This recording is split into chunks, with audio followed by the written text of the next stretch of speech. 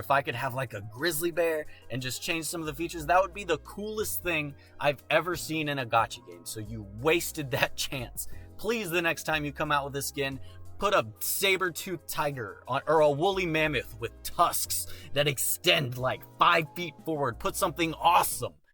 What's up, y'all? I think it's about time we got into this because I've been spending a lot of my time building one of the most controversial units in the game thus far. And the unit I'm talking about, we're going to go over today, is Tala. Because if you look at the reviews, or if you have like ever noticed, people are always like, oh, she's really good for this, she's really bad for this, she's really good for this team, she's really bad for this team, oh, she sucks, oh, she's great. And no one can just seem to decide, so that's why they just go off the tier list and they see her on the tier list, and that seems to be what they take for words. So let's go ahead and break down her skills one at a time, break down her contract like we've been doing with all the other units I have a lot of experience with, so that we can make an educated decision ourselves whether or not we think she's good or whether or not we think she's worth building, because tier lists are not to be trusted yet. So if you see one out in the game so far, the game has only been out 2 weeks. In my opinion, in order for a tier list to be validated, the person creating the tier list needs to have a lot of experience with the max level of every single unit in the game.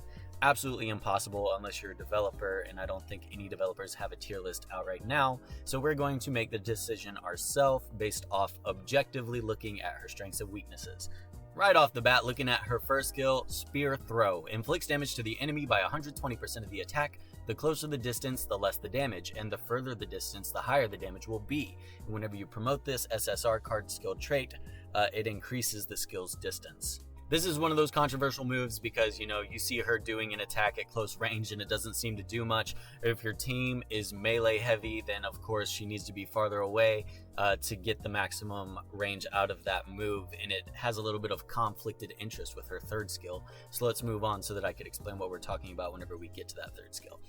Second skill is Snare Throw. Inflicts damage to the enemy by 155% of the attack and grants the immovable effect for 2 turns with an 80% chance. Whenever you promote this skill with an SSR card, it changes to a ranged skill. It's already a ranged skill. Comtos, you may take that out. I think what they mean is it changes into an area of effect, because instead of just becoming a single target, it will affect a small area around the main target, and it extends the range and inflicts damage to the enemies nearby the selected enemy by 50% of the skill damage, the selected enemy excluded. So the selected enemy still takes 100% damage, but the enemies around them, around your main target, will take 50%, and turning this single target nuke into a small AoE CC, or CC stands for crowd control. For people that aren't in the loop on like gamer terms and stuff, that's just basically controlling the battlefield is crowd control. Next, and very importantly, is Hunter's Flag. Summons the Hunter's Flag that inherited 20% of your total HP and increases the crit rate of allies near the flag for 3 turns. Whenever you promote this trait under an SSR card, it will increase your attack speed for 1, 2, or 3 turns with an 80% chance. So I just want to go ahead and point out 3 turns for a buff is very big. That's a lot of turns. That's pretty much, you know, if you're in an arena, that's like the entire fight that she will have a speed buff.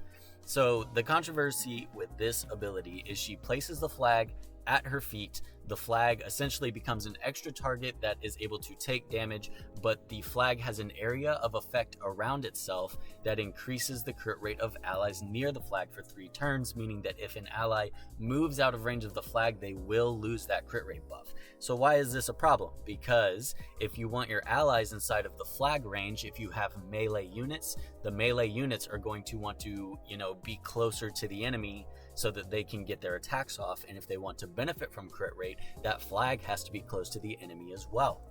The flag actually has a pretty large area of effect, but it doesn't help for melee units like Iron, that whenever he uses his first skill, he can jump a large distance, so that if you are in the flag at the moment of cast and then he jumps too far, he can actually lose that crit rate buff by the time he gets to the enemy. But her first skill does more damage based on how far away she is. So if you're very close to the enemy, to make sure that your melee units are benefiting from the flag 100% of the time, you're going to lose out on her first skill multiplier. So that is a little bit of the toss-up, whether you want her to be far away to max the damage of the first skill, or whether you want her to be very close to maximize the effectiveness of the third skill. So I'll get into some examples whenever we go into the battle simulator for previewing these abilities, but for now let's just go ahead and finish up what we came here for to lay down the the base of this character and explain her abilities. Her rage skill is called Wild Hunter. Attacks the least HP order out of all enemies to inflict damage by 75% of the attack 3 times, and grants the immovable effect for 2 turns with an 80% chance. By the way, these 80% chances are nice. 80% chance to inflict a debuff is already innately high, and it does not take a lot of effect accuracy to get that up to 100.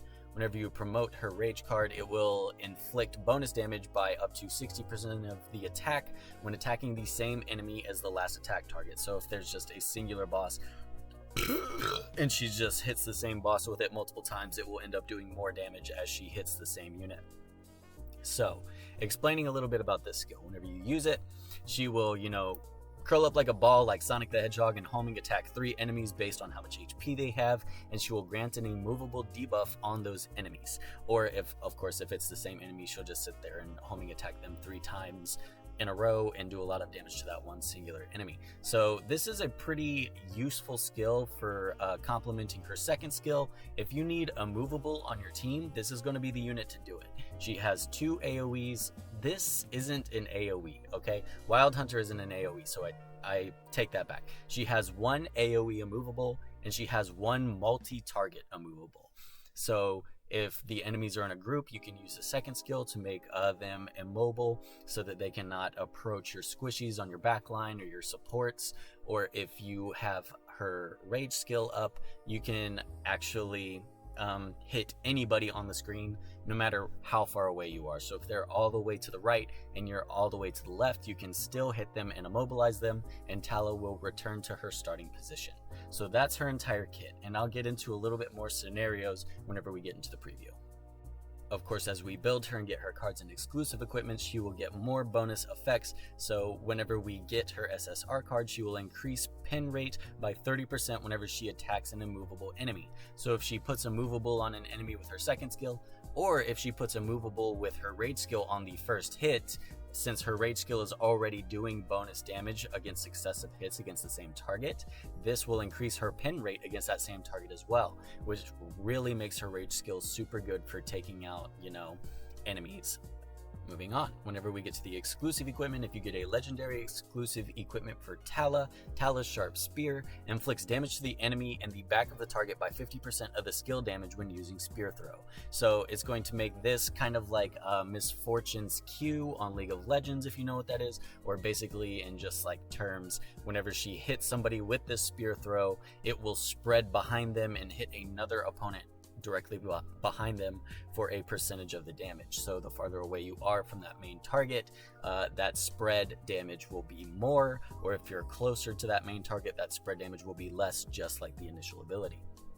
If you want to upgrade her abilities with your battle badges, then she has crit rate available to be increased, which is one of those capped required stats we've talked about in the past, and she also has pin rate. So if you're counting on dealing damage to immobile targets already, that's a bonus 30% pin rate already added, as well as she has another 15% available from her abilities. She pretty much can obtain a 50% pin rate without a single substat or a single piece of equipment helping benefit her from it. So she is very easy to build in that sense, as well as crit rate, because if she gets the initial 15% crit rate and puts a crit rate buff down, and that also benefits her as well. So she has 45%, we'll just round up to 50, crit rate and pin rate just tied into her kit and her abilities without having to put a single substat towards those stats. As well as crit damage and basic attack are both very useful for doing more damage, so she is going to be able to pump out a lot of damage if you get triple S on all of those. Getting into the reviews now, because I like to watch out for these for people. If you're going after these reviews, you need to be very leery of what people are saying. I'll read my review first. AoE crit buff essentially reduces your crit sub requirements for the team by 150%. Once skilled up, the second skill is an AoE immobilization. What I meant by the first part there is if she gives a 30% crit rate increase with the flag, and she does that to 5 of your units, she's essentially giving in total substat, value 150% crit rate that you don't have to put into extra substats for your team as long as that flag is up. So the highest rated one says she is very good early to mid game, recommended to build for arena also. So I like to cut out anything that says anything about early game. Any unit is good for early game. Just planning for early game is foolish in general. You get past early game in a few days just by playing the game. So he's basically saying she's good for mid game and also recommended to build for arena. This person says she's S+ tier. We're going to skip immediately past this person because there should not be a tier list of this game yet. Only because that skin, is she worth it? She looks like Nidalee, saying that she is similar to Nidalee in aesthetics from League of Legends. Recommended with crit buff party, good single attack, and DPS. She does do decent single attack, but if you have her SSR cards and everything skilled up, essentially all of her abilities become multi-target or AoE, so she's actually not a single target unit once she's upgraded. Everyone says get Tala, she's overrated, and Examina is better. Now this is one that I've talked about in the past. So Examina is a nuker. She is a complete, comparing units like this, like if you're going to compare two units, the two units need to at least be similar.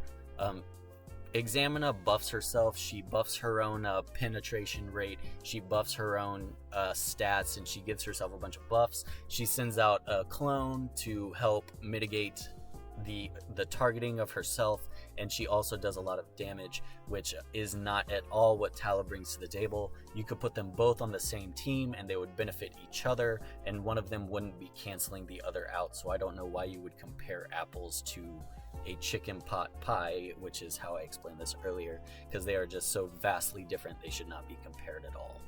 This person says a lot of reason to get her. She can crit team buff, do large single range damage, and she highly effective in PvP and PvE. Extra note that skin though. So again, she is single target whenever you first get her. If you're worried about early game, or you're worried about units whenever you haven't even built them at all, you're not focusing on the right things. The collection effect she's going to give us in the bottom left is the attack up in arena. So that is, you know, it's not generally as good like if it was attack up in everywhere, but if you bring her, you know, if you level her up, you will be doing more damage in arena as you get that collection effect. Everybody seems to be interested in the skin. Now, look, come to us. I get it, okay? I get it. Like, everybody loves these, you know, lustful skins. You want to lust for your character in the game, right? I too am guilty of in games where you can customize your gender, like having a female character, but you do not have to make every single skin for every single character a lustful desire skin.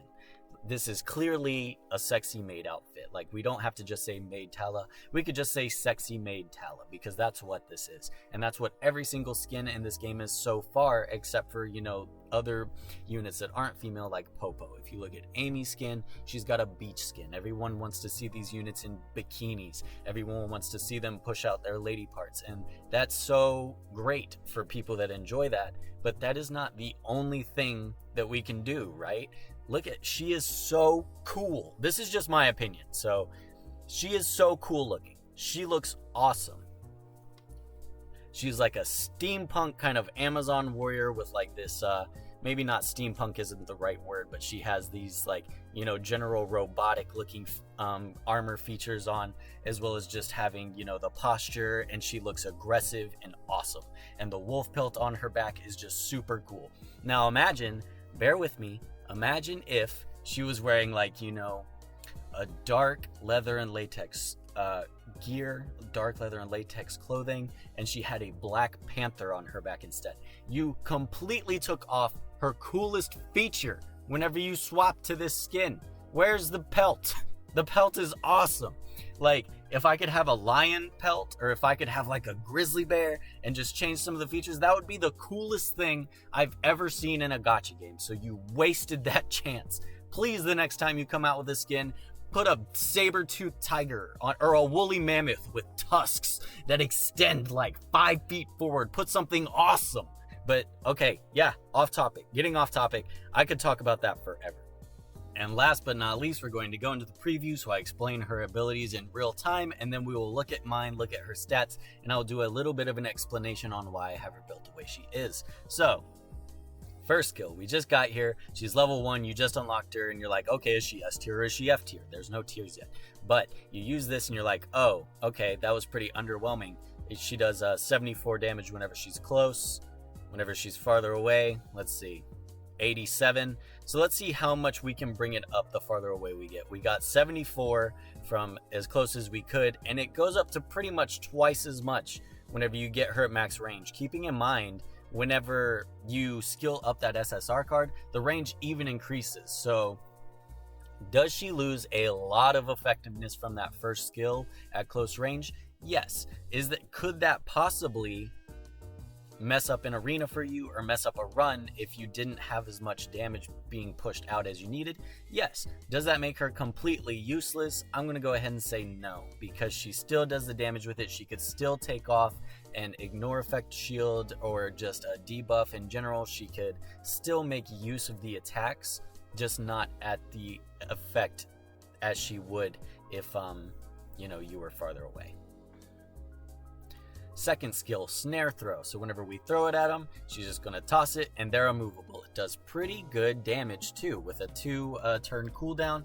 Not the worst, not the best, but it is what it is. If we're putting down her flag, we come here. This is exactly what I'm talking about. So if you have a melee unit and say a buddy over here is a melee unit and he decides that he wants to target guy in the corner down here.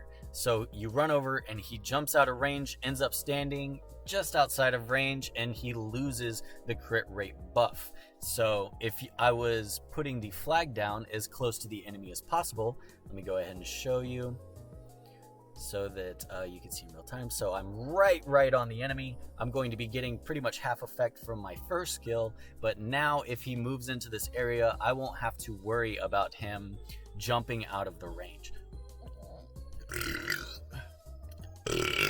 Sorry. Now, the thing about this is, if you put down a little bit of knowledge and common sense, you could clearly just pop it here in the middle to where if you're like standing right here and you know who you're going to target, you still have everybody in range of the melee units, and you can still pop her down to the edge to take advantage of the maximum range of the spear throw and the flag. So if for some reason you're immobile and you put down the flag, it could mess you up, sure. The flag also takes up space. You cannot run straight through the flag. You have to run around it. That can be an issue sometimes if your units are too clumped up together. So it does have some issues, but they're not as crazy as people make them sound. If you just had a little bit of planning and practice with her, you could figure out where you need to put the flag to get the most out of all of her abilities. And last but not least, let's go ahead and use the rage skill. See, no matter how far away we are, she will be able to use this and hit every single unit with it. She will, she hit that same guy 3 times. I wonder, maybe because his health went lower whenever that happened. These simulators don't always properly express how the moves behave. That's why I want to make sure I don't test units I don't know how they work in the simulator, because whenever I was using Amy, the bouncing bullet was a little wonky, and I thought maybe it was me messing it up, and it actually wasn't. It is the simulator. So yes, that is also a thing. If this was definitely anywhere other than the simulator, she would hit all 3 of them instead of just the one. So that is a problem with the simulator. But as these units are intended to be used, we are going to pump everything up to maximum.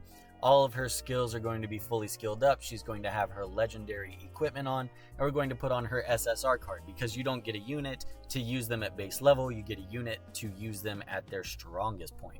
So immediately we see the difference. This first skill range got crazy bigger. So let's see what the minimum and maximum damage is going to be with this first skill based on the distance. Right here, if we are as close as we could possibly be, we're getting, well, that was a penetration. Hold on, let's get it. No penetration. Stop penetrating. I just want to see the base damage, please. Dude, come on.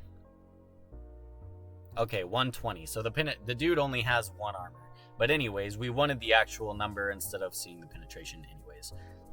All right here is going to be the max range. So if we use it from here, we can see instantly that's almost twice as much. That is a big difference, a significant increase. So how does this affect our flag? Well, let's go ahead and reset. So as we saw, we do not want to be this close to the enemy, but if we want the melee units to be able to get the most effect out of the flag, we could probably safely put the flag about maybe a little bit farther, about right here. So with a little bit of planning on where to place the flag,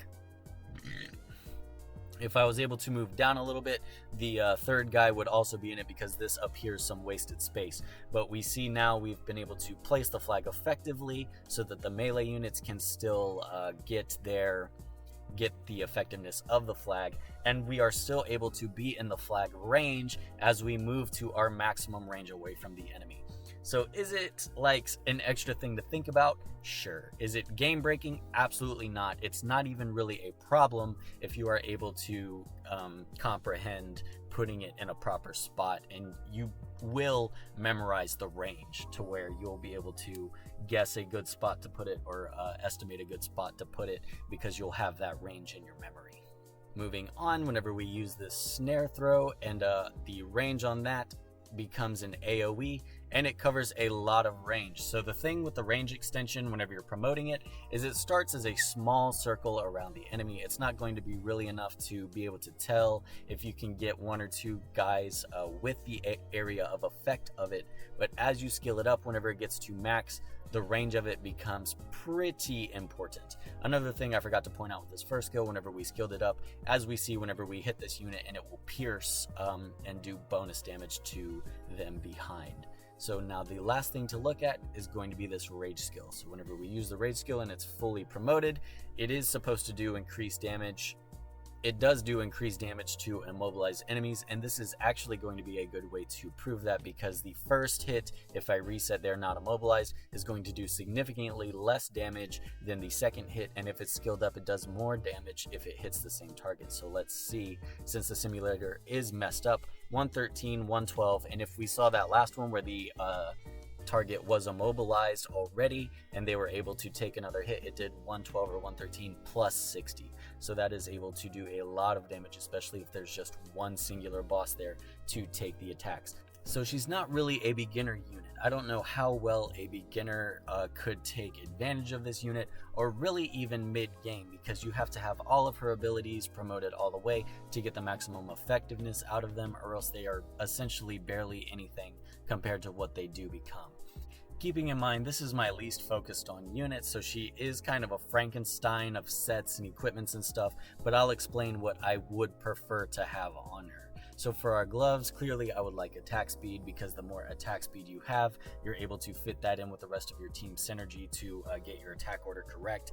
The more turns you take, the more damage you do, so trust me, getting more turns is just a lot more useful. So effect accuracy. The effect accuracy I have on my Tala right now is 18%, which is enough to bring both of these skills up to 100%. 80 plus 19, that's pretty much 180 plus 19. So whatever effect accuracy you have, it pretty much translates to 100% of that added into your bonuses, because she only has 24% effect accuracy, and it's able to increase by 18. That is a significant change, and they're already innately high anyway, so effect accuracy is not going to be our main focus for Tala. As well as with her abilities, we are able to get pen rate, we're able to get crit rate. She's able to provide you pen rate and crit rate with her kit, so we don't really need to focus too much on those either. I do have a pen rate ring on her right now, efficiently supplying her with a 100% chance to penetrate, but if we worked on just either the smash sets or the raid sets to get crit rate and pen rate added to our build, we wouldn't need any in the substats, or maybe a very small amount, in order to get a 100% chance to do both. So that's huge. This is a very good unit to build for Nuke, because you can easily pop a crit damage ring on her, and she'll be able to take advantage of all of her other stats required to benefit rage damage or crit damage just from her abilities alone. For these, I just have a 5-star plus 12 conquest, because it's 400 attack, and I'm having trouble getting a lot of equipment, and I'm putting it on everybody. If I had to choose, this would clearly be attack percent, because she has, as I've explained, all of her other stats are pretty much rolled into the character. So we can put as much speed and as much damage on her as we need for her to be effective.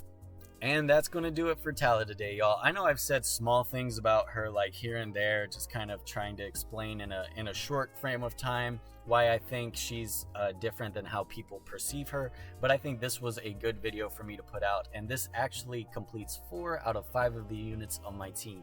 We've gone over Nadine, we've gone over Josephine, we've gone over Amy, and now we've gone over Tala. So these are all the units I have a lot of experience with.